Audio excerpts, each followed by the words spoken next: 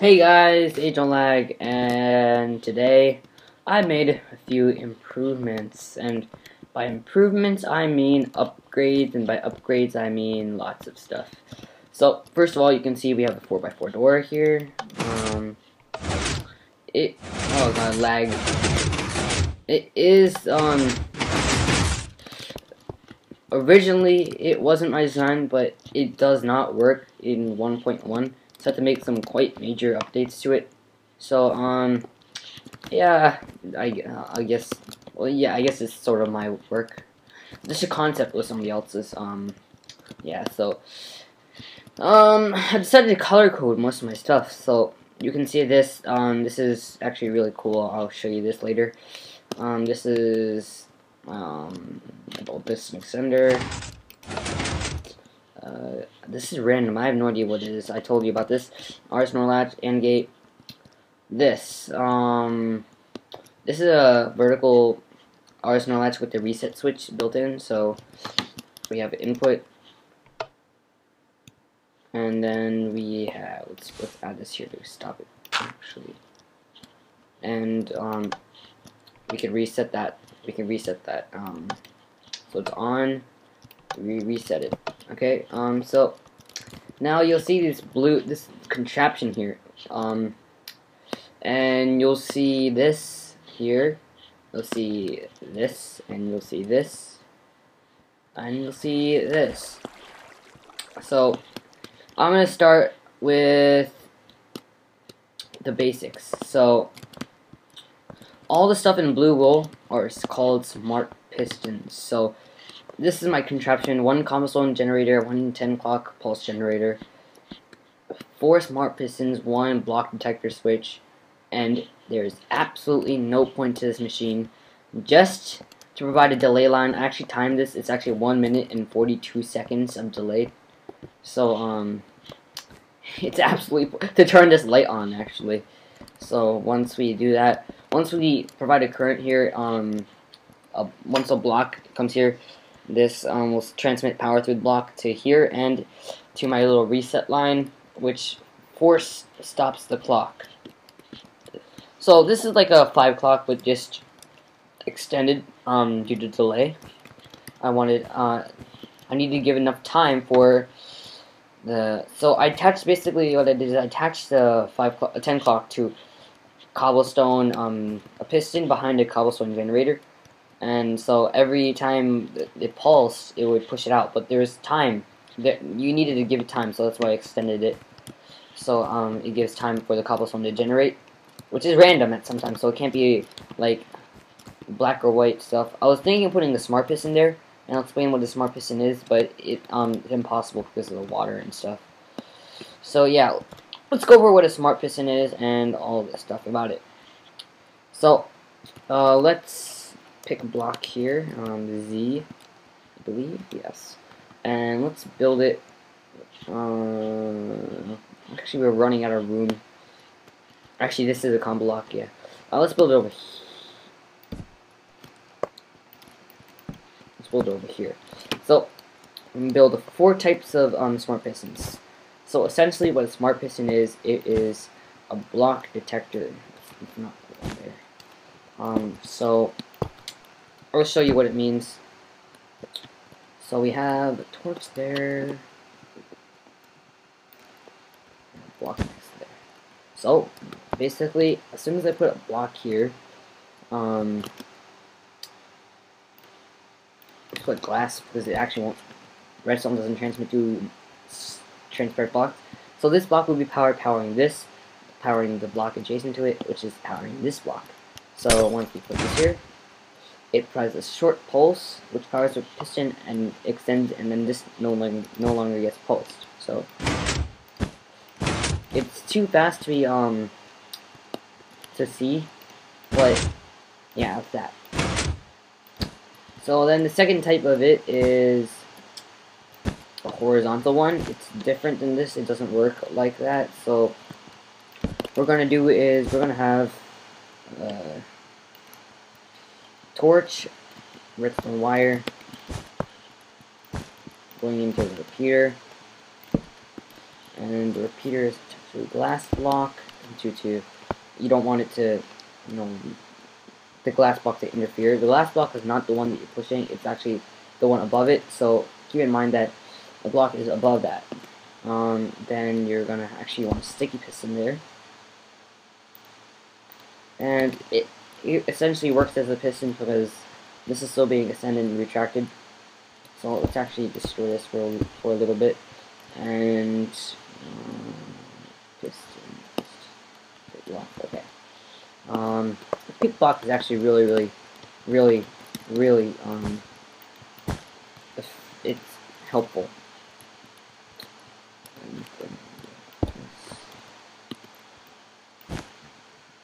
So yeah, so let's test it out. So as soon as we put a block here, this will pulse, pushing this out, and actually it's supposed to be here. Yeah, this will push it out, and then this block will be powered, thus powering this. So you can do it if yeah. So you see, it's a smart piston. It pushes out as soon as it detects the block. So yeah, that's another type of it. And now a downward facing piston works like so. So let's say we have okay, downward facing piston. So we first make the piston itself, then we build the gap. So imagine the block is here. Let's put a glass block just for visual effect. We're going to put a repeater here, wire, torch, so this will be transmitting through this block. So the output leads to vertical wiring, which goes here, powers here, and goes here. Just for bug protection, you can actually remove this block, but it becomes helpful. Sometimes it might be a little glitchy without that block. So, yeah, you saw it fired for a moment, so let's keep it back here. So, it works if we do this again, it detects the block. So yeah, those are what smart pistons are. They're basically block detectors. So yeah, and those can cover any direction. So, so I'll demonstrate this first. So let's turn off the override lever, and let's start this. So you see, the clock is providing pulses, and at a certain point in that pulse, it provides this. So you can see cobblestone generators, and the piston's pushing the cobblestone out. Then once the cobblestone comes here, small piston detects it, pushes it down, and actually we should wire this up. So this is about to be detected by this. So once this block comes here, you'll see block comes here, pushes it here, and that pushes it here. I know I could have just done one here, but it looked better and it was nice and symmetrical and stuff. That was just my personal preference. So yeah, it's conveyor belt. So it pushes out cobblestone all the way along this track here. So it gets to here, 13 blocks, which is maximum, and it's exactly a 1 minute 42 timer. So yeah, this is a bug switch, by the way. Block detector. Yeah. So yeah. So once it reaches here, so actually let's watch it. Let's watch the cobblestone. So it pushes it, pulses again. It gives enough time for the cobblestone to detect, and it regens. So the clock, I actually attached it to here because that was the most consistent output. It kept on pulsing out, up and down, and you can see what happened was that the block reached here, it powered here through a reset line, and the reset line stopped all this by turning all this off. So if we want to restart it, which we do not want because, lag and stuff, we can turn this override lever and we can remove this block and we can reset all of it. You can actually theoretically move this infinitely. You just need to make this another smart piston to shift it another 13 blocks, but it'll turn it this way. So 13 blocks, move right 1 block, 13, 1, 13, 1, 13, 1. So yeah, so I said this is how a real man sets up delay lines. It's virtually a diode-free or repeater delay-free system. Only thing that's actually the guts might be delayed is a 5 block, but it's not like large obscene lines of pistons. It's a nice fun way. It's a nice project, just for the heck of it. So you remove that and remove that. That's it. And yeah, I'll show you what this is. This is a vertical piston pusher. And I'll show you what this is. This is actually another design created by me. So what happens is that you push a block here, it cuts off the redstone, which is wired to a repeater, and that comes here. So it's just a different one, just in case you feel like you want to make another smart piston like that, but you don't have the same space requirement and such. So yeah, so now I'll show you what this little baby over here is. So yeah, what it is it's a timer basically. It's a 5-minute timer, and I should disable this. Force disable. So yeah, basically what happens is that I won't build it, but I'll make it. So what happens is that I have an inverter and a dispenser full of dirt or blocks. So what happens is that I throw a block manually on it to start, and then what happens is that as soon as this runs out, it goes to the inverter, provides a pulse, a short, very short pulse, and then it comes on again. So every 5 minutes, every time the block regens, the wooden push plate would go up, or not regens, I mean just despawns. It'll provide a pulse, and that pulse is attached to an RSNOR latch to keep track of it. And the RSNOR latch goes to my output, which is this. Just to show the pulse. Well, it is a pulse after all, so it goes up and down, in and out, And then I have these yellow blocks are to cut off the redstone from interfering with each other. Then here's another subline going to a T flip-flop. This is a T flip-flop, a memory cell. The memory cell keeps track, and every time it fires twice. So every 2 times it fires, it's a 2-bit memory cell actually. So every 2 times it fires, it goes to the reset line of the RSNOR latch. So it's actually quite advanced redstone. Don't know the practical purpose. Maybe like a sugarcane farm or melon farm, you can use that type of stuff to harvest stuff every 5 minutes. Well, but you can actually use smart pistons for that, so I shouldn't be talking. Yeah. Actually, how long are we going? Yeah, actually, I think what I'm going to do is I'm going to set up a smart piston melon farm, or at least the basics of it. I'll try to do that. So let's do that over here, actually, because I have to extend it down a little, the lab down. Oh, you should see what impact this is having on the ground. Making it completely dark, to blocking out all the sunlight. It's obscene, but such a fantastic mountain biome. Oh, and if you guys didn't know what I was doing last episode, I was programming a sequence of my name. So every episode I would say Ajonelag plays Minecraft. So I'm done with the first loop, which is the Ajonelag. Rather than the time lapse, I use Tron music for that. So yeah. And the vines are growing nicely. I'm liking how it looks. You know, it's funny. I've never been in here since I finished it. I love it. Okay, I digress. What was I gonna say? Oh yeah, a melon farm. Let's do that. So, let's get a melon. Let's go. Hole, golden hole. Blonde hoe.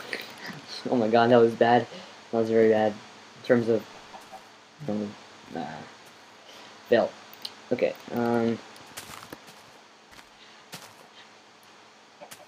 go here. So we have a water source block. Let's till this. No, actually. The non-seed we need.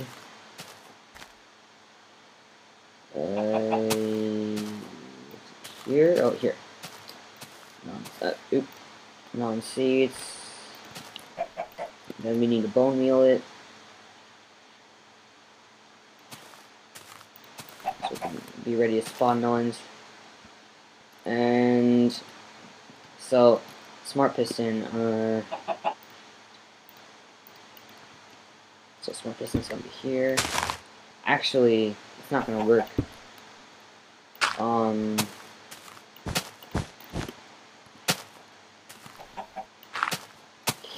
How's that gonna work? I'm gonna have to, like, make a upwards piston to push it down? No, that won't work. Hold up. So this has to spawn there, so let's try to invent a new version. So a block will come here. I wonder, will this work? Can it be powered from the front? Can we just do this? I wonder. So we do this. No, that won't. And plus it wouldn't be able to push it anyway. So I'm thinking we wire something under it. So the block comes here, powers this.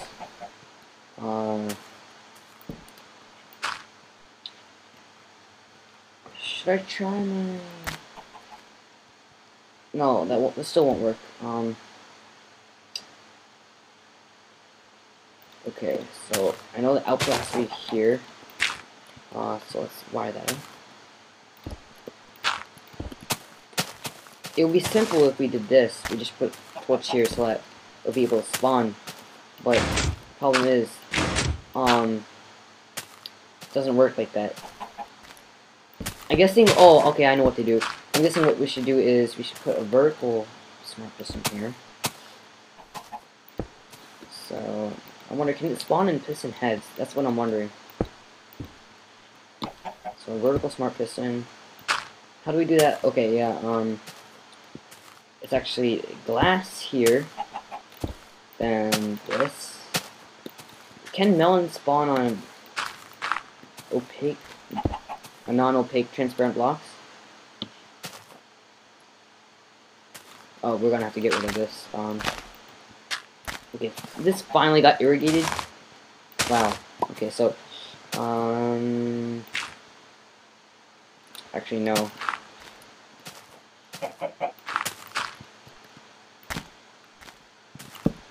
Okay, that goes here.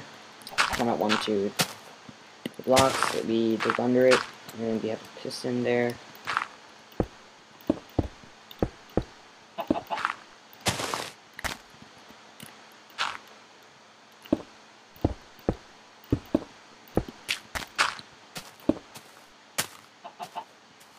Okay, that will work, and fill it in. So now we just need to wait for this to spawn here. Well, I'm pretty sure...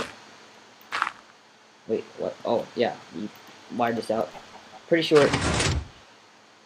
Oh, this needs to be a sticky piston. My bad. Dang it. No. No! Okay. Then glass. So, shakes it. That's correct. But I'm wondering what spawn. Let's see. Okay. Open.